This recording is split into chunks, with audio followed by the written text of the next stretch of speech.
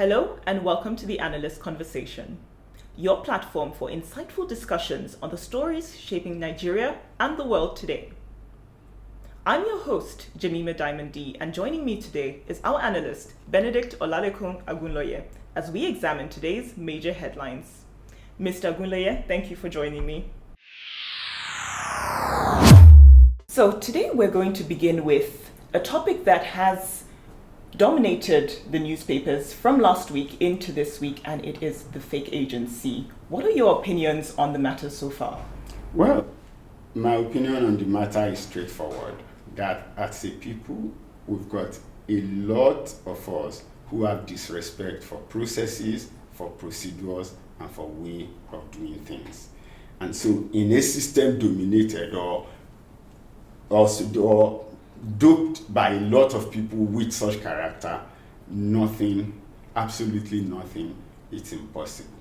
You would have heard in the past of people who told somebody they own the Murtala Mohammed Airport and even collected money that they want to sell it.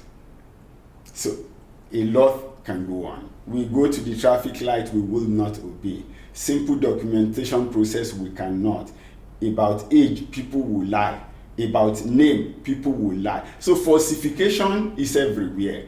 A time it was when we were recognized as Ori people. That is, in those days when you put passport, somebody passport with visa gets stolen and another picture is superimposed and then it travels with it with a different name. So a lot has been wrong fundamentally with us. Now, if we are a people of processes and procedures, then you will realize that majority of the things that have been done wouldn't have happened. We're talking about possibly account opening, we're talking about office in the Federal Secretariat. Now, there is the the Presidential Economic Advisory Council that's in existence.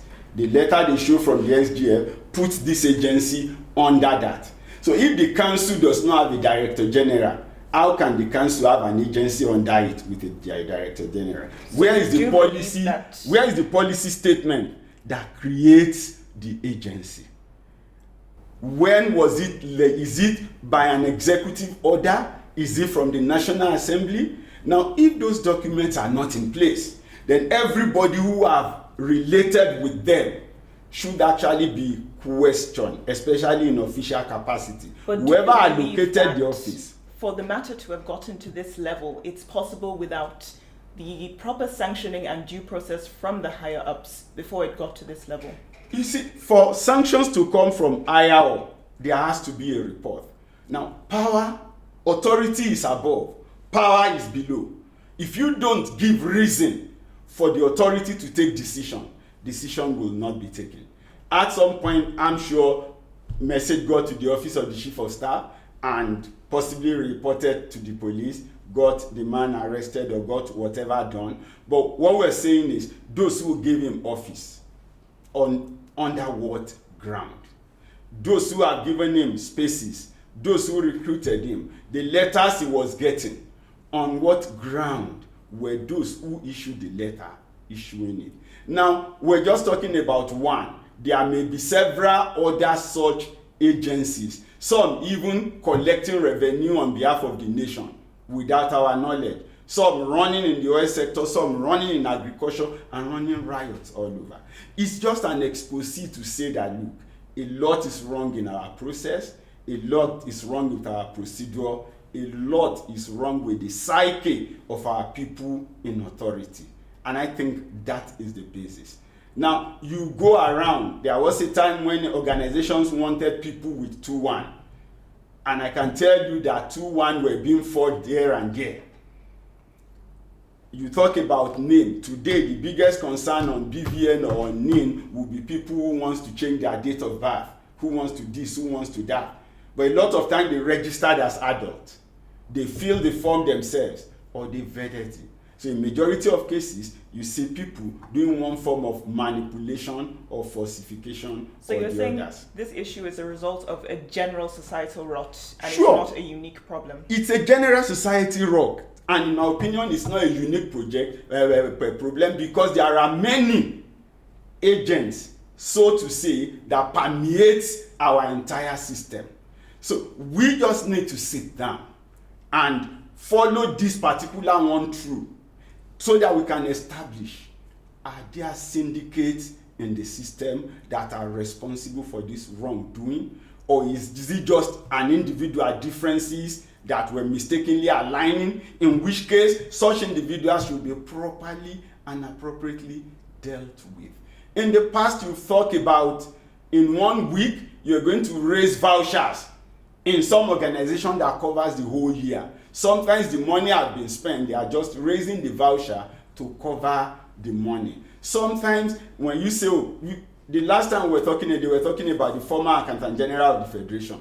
I asked the question, if he's done so much money in consulting or so much in training, who was the legal officer that wrote those agreements and signed the agreements? Who were the people that raised the vouchers? He shouldn't be punished in isolation, because by the standard, the ethics of your procedure as a lawyer, there are things that should be considered before you draft an agreement. As an accountant or as an accounting officer, there are things you need to look for the back of before you raise vouchers. But in this country, there are monies already paid before the vouchers are raised, before you are now trying to even beg people who have collected money to come back and sign agreement. So we are a people permeated and dominated. We have a lot of us who are not interested in process, who are not interested in procedures, who are just interested in what comes to them. They see every opportunity of contact as leverage. Oh, this one is DG. Let me quickly do what he wants, so that tomorrow I can go back to him, rub your back. Now it's your turn to rub my back. So we have a lot of such in the system. Of course. You mentioned punishment in isolation, and I believe as far as that, people have been trying to track who might have allowed things to go on for this long and who he might be in league with. But one thing that has dominated the newspapers is that he had formally accused Gbajabiamila of being one of the key figures who allowed this to take place, and he is now being sued by this gentleman for stating so. Well, like I said clearly, if you say there is an agency and I say I've given you an appointment, there should be a letter. Let's see a copy of the letter. Who signed it? And let's have the original letter submitted to the police for the purpose of forensic analysis. If I sign the document, my thumbprint or my signature can be analyzed, is it not? So all that are not rocket science. Even if you will not trust the government agency, then go through some NGOs, get a private forensic analyst, whether local or global, to come and do an analysis on those documents. But if those documents are not provided in the public space and they are not analyzed, it will just still be your word against mine. As for those who think, oh, suspend this and suspend that, how many people are we going to suspend? And are we even sure that it's not a tactics by an enemy of the state to distract the nation? So for me, like I said, we need to open a full-scale investigation. Everybody who have related with the said agency at whatever level, and look at what was the authority behind the relating with them. The crisis might be bigger than just one person, and suspending the one person or suspending a few individuals may eventually help to even bury the matter. And if the matter becomes buried, of course, it's like a tree. When you cut it down, the next time it will grow and still become stronger. Absolutely agree. But on the topic of him being sued, what do you think about this apparent backtrack on Adeyemi's part, saying initially that Gbajabiamila was one of the people who sanctioned this, and then at the juncture of being sued, he seems to have backtracked and said he never personally met him and he does not personally know if he was involved. Do you think this is just an attempt to be neutral, to avoid legal or other possible consequences? You see, like I said, anybody can play whatever pranks they have. But as our own process or our own position as a nation should be, let's do a thorough investigation.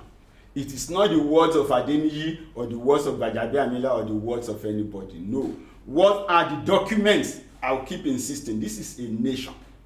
And I would always say it calmly. My learning when we were joining ISO in one of the organizations I was simple. Say ISO, say what you do. Do what you say. Write it down. Your saying it does not mean it is correct. Your doing it does not end the process. But when you write it down, it becomes a record. Even when you are not there, people that come after you can make reference to it. So we need a proper investigation. We need a forensic audit of every document. Whoever was involved in forging any of the document that was forged should also be brought in and punished. Because if you don't do it, they will still forge some other documents for some other people. So we need a whole hog, full investigation from start to finish. And everybody fingered, everybody must be given the opportunity to clear themselves or be sanctioned appropriately, so that it can be a part cleansing. It will not be the whole cleansing of the system, but it will be a part cleansing of the system, because at least we would have found out, okay, now we know this is possible, that is possible, that is possible. In the days when technology was not strong, in the 60s, people were forging signature. Absolutely understand what you're saying. Let's hope the authorities take the proper measures and review all documentation relating to the case. Fine. Now, in other news, troops have been commanded to eliminate bandits on site. Do you think this is the best measure to be taken, and do you feel it might have been taken sooner, in fact, to mitigate the threats we are currently facing? Well, it's been an excuse of soldiers going on social media. Oh, we saw the terrorists. They didn't allow us to shoot, or we were waiting for command. Now, the representative of the commander-in-chief, and in fact, the immediate past chief of defense staff, is saying, if you don't shoot, we will consider you as one of the terrorists. And I think for me, it's apt, it's stated at the right time, and then it justifies the confidence reposed by the entire nation in the appointment of General C.G. Musa as a Minister of Defense. Obviously, the nation wanted him, a lot of people wanted him, and they clapped for him. He did well to an extent, they believe, as the Chief of Defense Staff. Now he's the Defense Minister, and he's saying, look, I've been on the front myself. We've been through all this. This is the major complaint some of you are giving. Now, and he's not saying it in the secret. He's saying it to the open of the nation. So a soldier who comes out tomorrow to say, I saw terrorists, and I was waiting for order to shoot, would then know that that soldier was of obviously what? A terrorist in disguise. Why do you think before they were commanded to perhaps wait for orders before attacking, do you think it was a strategy thing, and why do you think the strategy has changed, if so? Well, obviously, in the days of Boko Haram, you will remember that there were issues of people campaigning, don't brand them terrorists, don't this, don't that. Now, if you are not seeing them as terrorists, and you are just seeing them as civil disobedient, then shooting them when you can capture them, for instance, would amount to abuse of human rights, so to say. Because at that time also, you know that up till now, there is still the international, the Amnesty International calling for soldiers or commanders to be tried. So it was at least at those points in guiding against that. But today, both the ISWAP, the Boko Haram, and the bandits have all been branded terrorists. There is a court judgment to that effect. And so in that instance, therefore, if you kill a terrorist as a soldier who is meant to go on counter-terrorism operation, whoever is challenging you in the international court doesn't know exactly what he's doing. So you believe it's just a clearer state of who the enemy is now that has led to this? Sure. Now we know who the enemies are, and we don't have to pretend about it.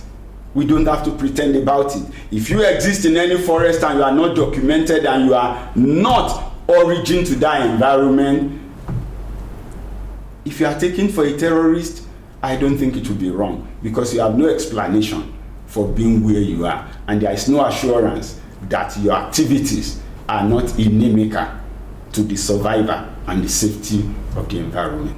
Do you think this will absolutely lead to a decrease in the terrorism that we're seeing? And do you think this will make the soldiers bolder in their missions, not being any more captive to commands or waiting for anything in particular?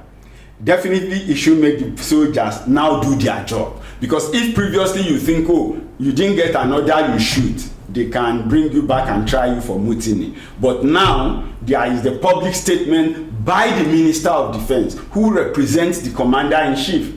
As far as defense matters are concerned, he has given you the order to shoot. So they already now have the last order. So even if you shoot and your commander decides to misbehave, when you get to the court martial, you would only say, oh, I am obeying the order of the Minister of Defense. No commander in the army can override the minister, because he supervises the operations to a large extent. That's why he's there as the defense minister. The chief of army staff, the chief of naval staff, and the chief of air staff, I think, are answerable to him. So if they are answerable to him on behalf of the president and he has given an order, then the order stands until he reverses it. So you cannot punish me for obeying the order of your boss, because punishing me will mean that you have decided to disobey him, and when we both get to him, or when the matter get to him, you will be the one that is qualified to be punished for disobedience, and not me. Of course. Well, let us hope beyond all measures that this will lead to a decrease in the amount of terrorism and insurgency that we've been seeing across the nation. Still on the matter of safety, Peter Obi has raised alarm over his life and the state of his affairs ahead of the 2027 elections, and he has said that, without stating names, that the ruling party may have a measure of threat against his life and against his dealings. What do you have to say to that? Well, safety requires eternal vigilance, and for everyone it is necessary. But sometimes trying to blame an individual for compromising your safety may not really be the case. The ruling party is not the only party in the land. The ADC has people, there are a lot of other contenders, and so breaches can come from anywhere. And the fact that as a people we care less about safety is also paramount. I remember I had an issue with one of the governors some time ago, when the governor said, look, when you are coming to my state, let me know. Why is he saying that? He wasn't saying come and take permission, but his fans interpreted it to mean taking permission. No. If I run a volatile environment and you are going to come, I can always also make additional protocols to ensure your safety while you are what? While you are there. Because I don't want you to be handled wrongly while you are in my state. As a political figure, it will eventually be used against me, even when I am not responsible. Now, a lot of people have several reasons to do whatever they do. Sometimes the people coming for you are not even coming for you. They are coming for people around you because there is something from them that they can what? That they can take. Hasn't thieves trailed a woman at an airport? Why? Just because of the earring that the baby was wearing. I think she said something like 18 and 23 karat gold or whatever, I don't know what they are rated, used to cause burns for the child. So they had to go for a higher grade of gold to get the girl earring. Now, thieves can identify those qualities. And so as soon as they saw the baby, not the mother, not the bag, but the golden earring was what they were trailing them around. So you believe it might simply be the fact that he is a high net worth individual that might contribute to any threats to his safety? Anybody in Nigeria who is in the public space is a high threat value. And criminals will perpetrate their act whether you give them reason to or not. So for me, I am not disclaiming that he cannot be the ruling party, but any of the other parties can also be doing that. There is in the NDC, there is the ADC, there is the SDP, there is the APC, there is the Accord Party. They all are major stakeholders. Now, some will go after him not because of him or because of presidency, but they think he's been on that ballot can influence a senatorial election or a House of Rep election, which they are sure by their personal clout, independent of the major parties, they could win. But him coming on the block would. So anybody can make anybody a target. You don't believe there might be something particular he might have seen that made him believe that the ruling party Like I said, everybody had always tried to put everything on the ruling party. But I'm saying eternal vigilance is for all, not just for even the political contenders. And so when you are vigilant, when you are careful about your own security arrangement and procedures, then you will keep yourself safe. So it shouldn't be, safety should not be something that you are using to make sympathy call. No, and it should not be used for blackmail.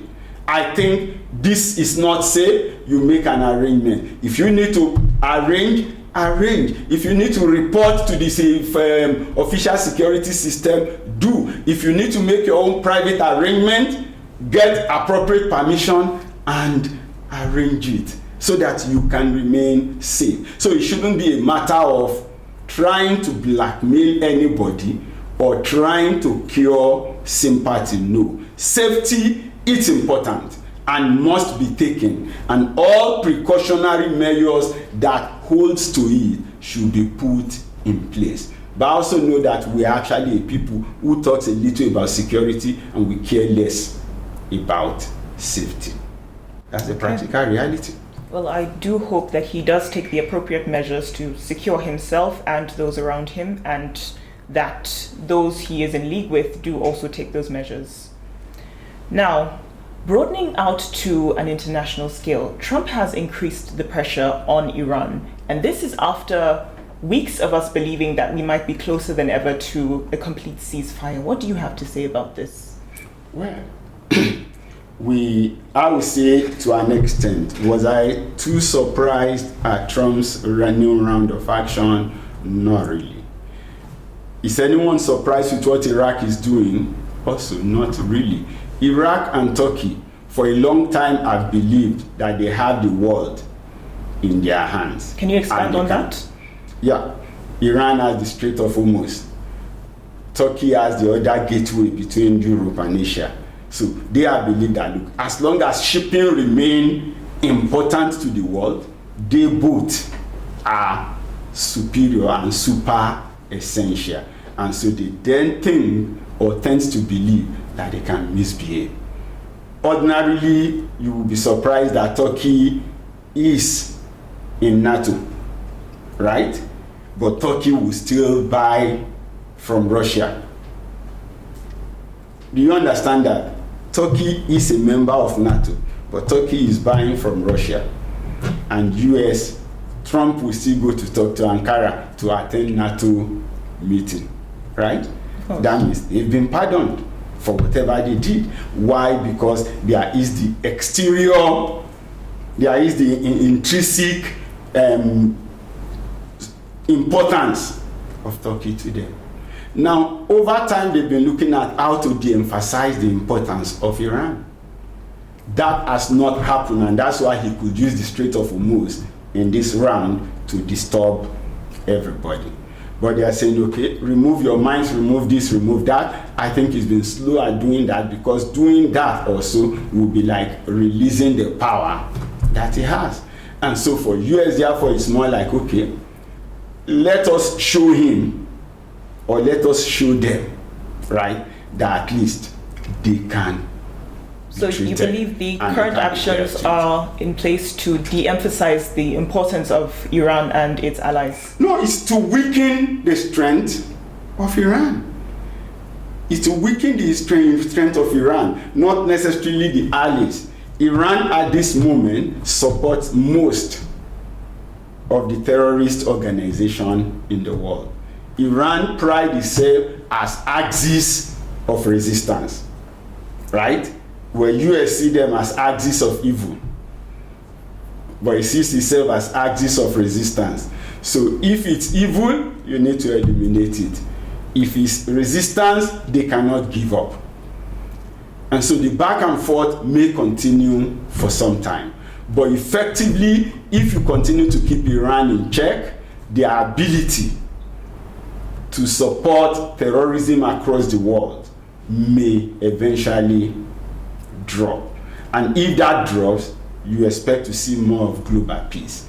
And of course, there are efforts even around the Gulf. Saudi Arabia is laying pipe so that they don't become so dependent on the Strait of Hormuz. United Arab Emirates is also laying pipes. Right now, the two of them can actually do some exportation without going through the Strait of Hormuz. And if they have done that technology, it tells you that over time, more of the nations in that axis may be able to do more. And then Iran, it will be left alone, at which time dealing further in caging Iran may become possible. For a very long time, they've always believed nobody can attack them. The world will burn. This will happen. That will happen. But obviously, we have seen it that, yes, it has a negative impact on the world, but the world has actually not burned. So do you believe that the US and Iran are far beyond the point of return and there is no way for the peace treaties to resume in talks? Well, nobody wants to stay in war perpetually or permanently. So there would always be some measure of treaty here and there. But don't expect the axis of resistance to cave in suddenly or back off. Neither do you expect those who want to eliminate the axis of evil to give up. So we expect to see the back and forth. But note that Iran will continue to get support indirectly from Russia, maybe directly or indirectly from China, and partly from India. And you know that when you take Russia, India, and China, they possibly have half the population of the world. And if carefully measured, they also have a huge resources. They do a lot of production, both in military and in technology. And so if the three of them support somebody directly or indirectly, it will not be an overnight affair. So that means Iran is not somebody you can treat with a police action. I mean, police action is within 72 hours you overrun them and everybody will surrender. What we're saying is you don't expect the axis of evil to be left alone to expand or to enlarge. Neither do you also expect the axis of resistance that has measure of backing coming from India, coming from China, coming from Russia to give up suddenly. Because combined, the support they are getting indirectly is huge and great. It tells you also that you actually can go to the UN Security Council at the moment and get a decision against Iran, because China will vote in their favor, Russia may vote in their favor. Those two have veto vote. So even just one of the two voting is enough to say you can't do anything. And I'm sure that is why the issue is not in the UN Security Council, but rather they are trying to work around it here and there. So obviously, US and Iran will not give up overnight, but I'm sure that the rest of the world just need to begin to brace up and think of doing their things away from the Strait of Hormuz, pending when they both are able to sort themselves out. Well, it does appear we are at a crossroads and we look forward to seeing how these pan out. So on the stories we've had today, do you have any predictions you would like to make as to how they might play out, especially the infamous Adeyemi story? Well, like I said on the Adeyemi story, I'm waiting to see the full investigation report. When that is done, it should help us as a nation going forward on how not to do things to a large extent. That's where we should go. It should be thorough investigation, and everybody who is involved, we do hope that the president will have the courage to deal with them for those temerity. Okay, so thank you, Mr. Agunloye, for joining us on this episode of the Analyst Conversation, and we shall see you all next week. It's my pleasure. Thank you, sir. Our sincere thanks to our analyst, Benedict Olalekan Agunloye, for these valuable insights. And thank you for watching. Join us again on the Analyst Conversation for more balanced discussions on the issues that matter. I'm your host, Jemima Diamond D. Goodbye and stay informed.